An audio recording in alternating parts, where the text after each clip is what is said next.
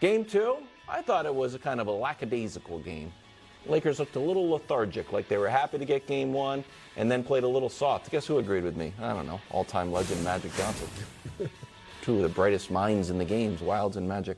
Lakers players were soft, and capitalized soft in Game 2. That cannot be the case in Game 3, exclamation point. Brew, you've picked the Grizzlies tepidly. Tepidly. Very tepidly. No, He's forgotten a number of times he's picked them. And it was tepid. It was definitely tepid. And it's really tepid without Ja, but, you know, they got a chance. Who you got in Game 3? I got the Lakers in Game 3. Oh, I got the Lakers in Game 3. Right.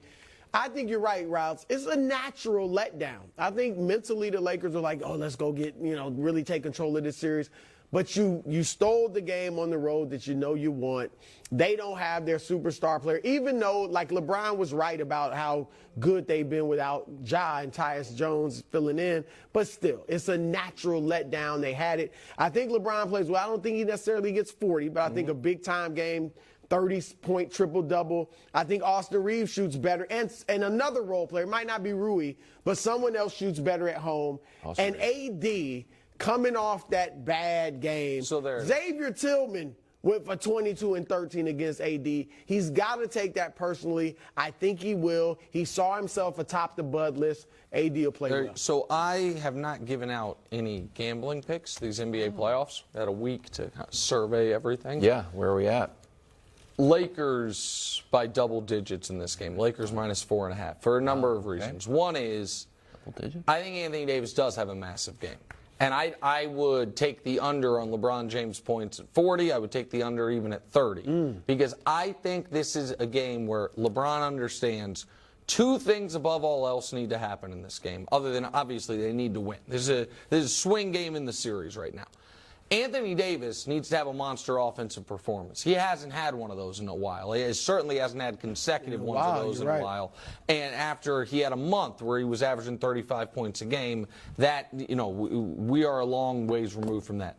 The other person who I think LeBron is going to figuratively put his arm around and try to get going is D'Angelo Russell. Really? They need D'Angelo Russell playing the way he was playing right when they acquired him.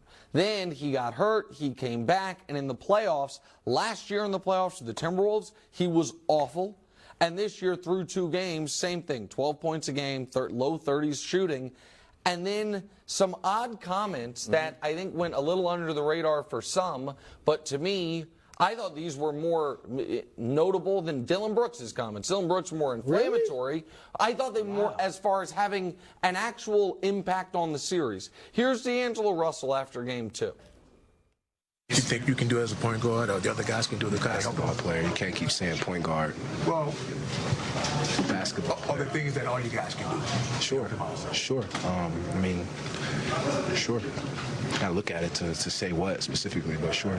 The only reason I'm saying point guard is you have the ball some, Austin has the ball some. So basketball player with this team. Basketball player with this team, not really a point guard role. You kind of just hoop, Not great. You agree with me, right, There's something there.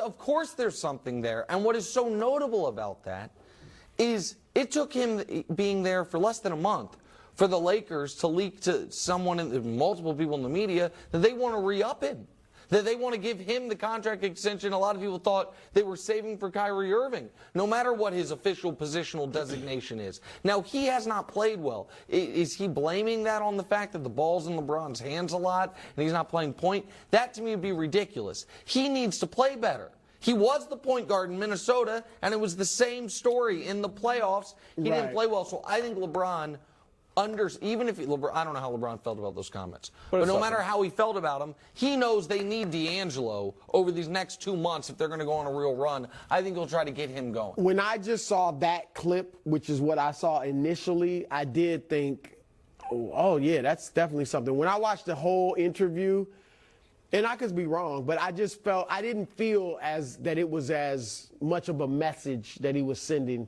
I thought it was just him kind of being honest about, here, look, I don't have the ball in my hands all the time here like I did in Minnesota. You're right, Nick, it's still an excuse because you didn't play well as the point guard in Minnesota. And in Brooklyn, as the point guard, he shot 35% in the playoffs too. So he hasn't performed in the playoffs. Nick, I want to ask you, though, So what do you think? What type of message do you think he was trying to send? Do you think it was I think he a was saying he veiled wants shot? the ball in his hands more.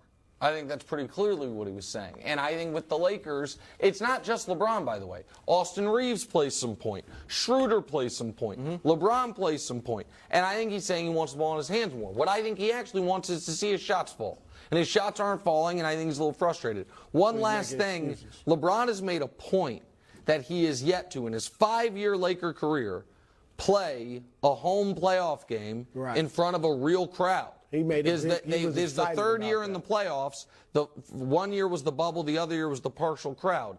I think that's another one of the reasons I think the Lakers win big. He seems very excited about playing in front of the crypto crowd, or Staples as we should call it. Crypto.com crowd. You think you get 40? The What Crip. do you think you could get? I think he could get 40. He was asked about that, by the way. 18. He just gave a quote a moment ago. I'm not here for the 9 points and shot 16%, but he was making so many awesome plays. We actually classified that as a good game. Game 2, he had 28 and shot 56%, and last night he had 30.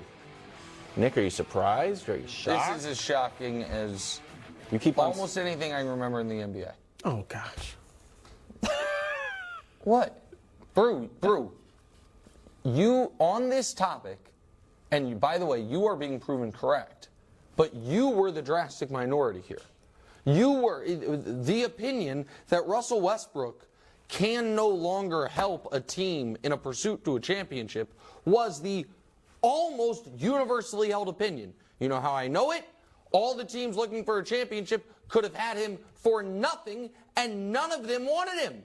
Well, None of them. except the Clippers. Well, that's one team. Right, because, and when they signed the Clippers, I'm talking about when he was on the Lakers and they could have acquired him. Every team was like, you have to attach an asset to get us taken. Because he's a tough fit. Not because he still can't play. Well, he is a listen. guy, he's not a Kevin Durant where you're just going to drop him in there and fit. Listen, I'm not arguing with you about it. I'm just, you seemed like, it seemed like you were reacting that what I said. I'm shocked. Because can he's say not I'm Charlie wrong. Chris. The biggest thing you've seen in the NBA, No, I just the most can't surprising remember thing in the something NBA? where I was more certain that a guy was simply done at this level of player. We had 2 years of evidence of it. Well, on the Lakers. Right. The evidence was he didn't fit. Even with the Lakers, he didn't play nearly as well as his numbers suggested. But remember, he was like 18, 7, and 6 last year? He still can put up numbers. He just was a horrible fit. And he hadn't tried on defense since this. He didn't try on defense with the Rockets. He didn't try on defense with the Wizards. He didn't try on defense with the Lakers. He is now flying around the court, blocking everybody's shot. I give him massive credit. I'm just shocked. Here's what's surprising.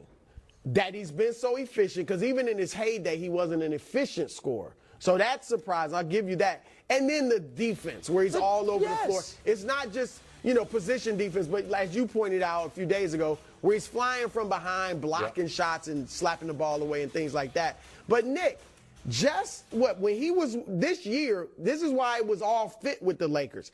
36-10 in a win over Memphis since he's been with the Clippers. 24-7 in a win over OKC with the Clippers. And then a big game, 25-9 in another win later in the season. And in Houston, he put up some big numbers in some playoff games. So I'm not so much blaming the Lakers. They should have never brought him there, but it was just a bad fit. He's a unique player, and Allen Iverson wouldn't have fit everywhere. Right, but that's the same thing with Russell saying that Westbrook. you thought he might be out of the league because he wouldn't accept a different role that he had. Right now, it looks like he doesn't have to accept a different role. Well, yeah, with Feels the like two he'll be other on the stars Clippers out. next year, and this is like his new home. Yeah, He's doing great.